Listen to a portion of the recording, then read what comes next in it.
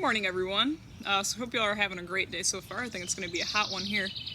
So I wanted to take some time today to talk about some chord options on Bad Moon Rising, so that's what we're going to do. But before we start, just so you all know, I kind of had a question about guitar strings, equipment that I use, things like that. So on this guitar right here, I've got Martin SP strings, and they're light. Okay, so I prefer lighter strings on my acoustic. It makes it a little bit easier for me to bend the strings, but every player is different. Some people like heavier strings, people like lighter strings. It really just depends on your playing style and what type of sound you're going for. That's the main reason I use light, though, is just the bendability on acoustic guitar. So back to Bad Moon Rising. We're going to go ahead and talk about our chords. We've got a 1, 4, 5 in the key of D. We got a D, A, which is our 5, and G, which is our 4. So, and D is the 1. So a couple of options. You've got your basic open chord option. And for that A chord, you can either go ahead and bar the chord, like I'm just barring my A chord right there, or you can play it like that if you'd like. Let's do a few of those.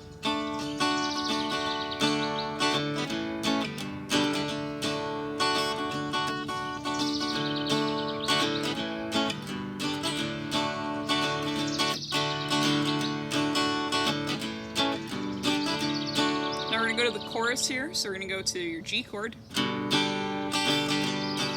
back to D,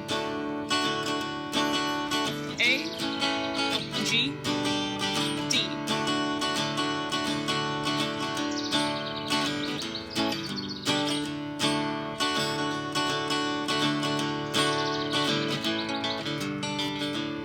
And you can mix in little arpeggios like that if you'd like to. Now, our second option for our chords, these are all just like options. There's lots of ways to play chords, but I'm just giving you a few today. We could use bar chords, which it sounds to me like the first guitar in the recording starts out with the bar chords. And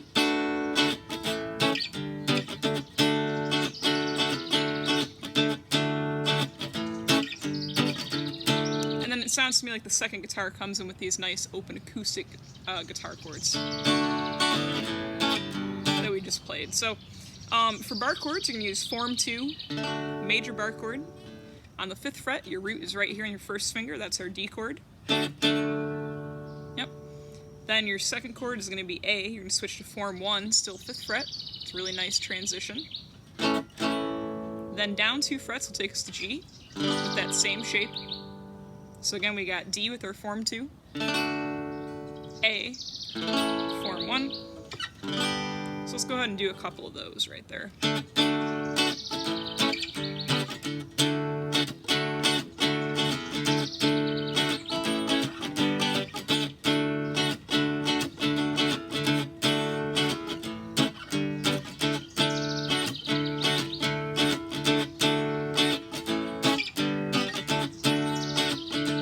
Go to G, back to D, A, G, D.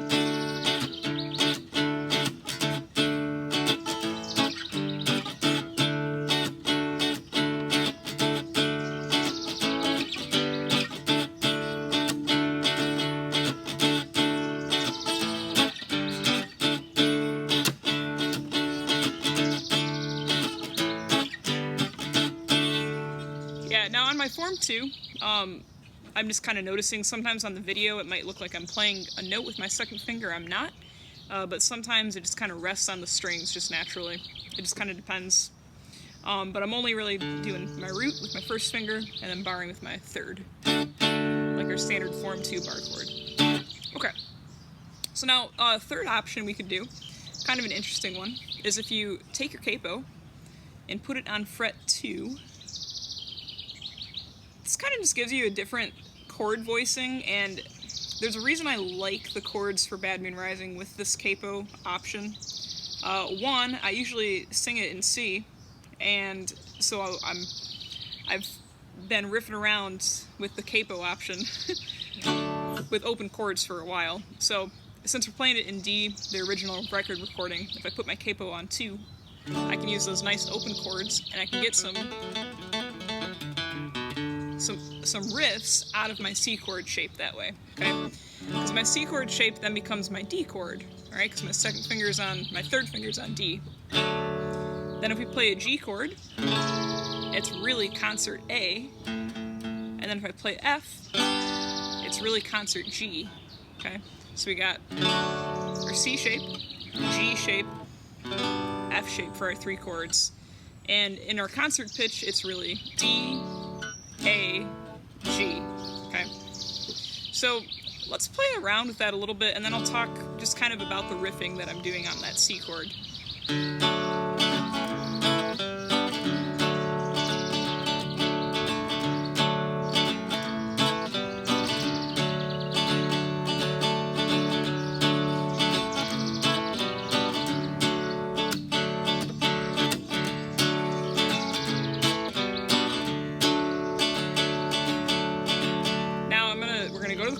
I'm going to tell you the shape of the chord that you're playing with the capo. Go to an F chord, back to C, G, F, C. Now, what's cool about this, okay, you can kind of build riffs around these chords, and you can do that with any of the open chords that you're using. But, you know, with like the open strings, it just adds a different sound to it. So, if I got my C chord here, just kind of one of the ones I like, I'll leave my first finger down, do a little hammer on there on the G string, then I'll play the second fret on the D, and then go back to open G.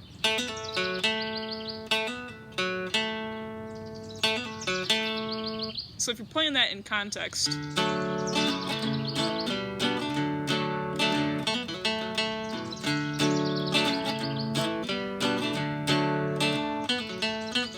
you know, things like that, so that's a little... And the way you play it, if you kind of swing it a little bit, it'll get you that sound.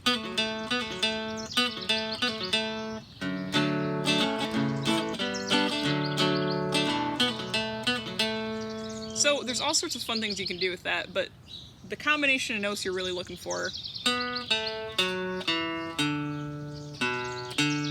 Okay, so you got... So if you play with any combination of those notes and they sound great with hammer-ons and pull-offs, it will work when you're riffing on the C chord.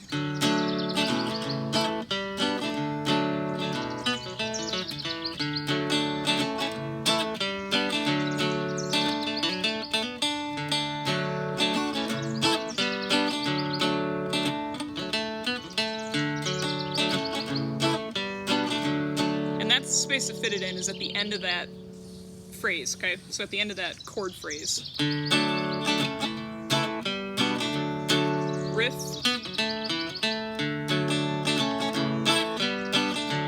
Riff.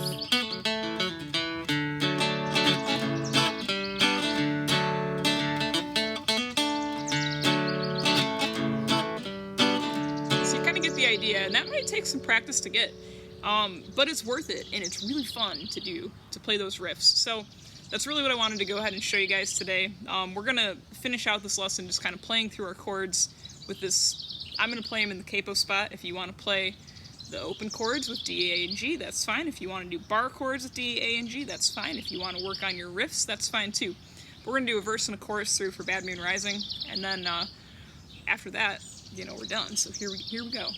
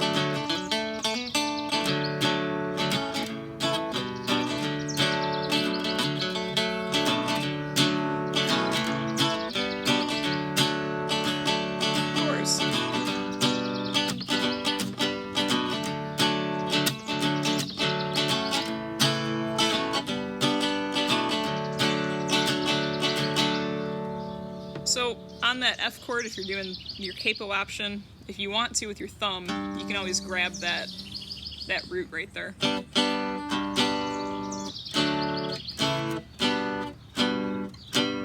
Right? Or if you want to play your full bar chord shape, you can do that too, but that's just kind of what I do. So, hope you all enjoyed our chords today for Bad Moon Rising, and I hope it gives you some new ideas, some more options to play to keep it fun. And I'll see you all tomorrow, so have a great day. Bye.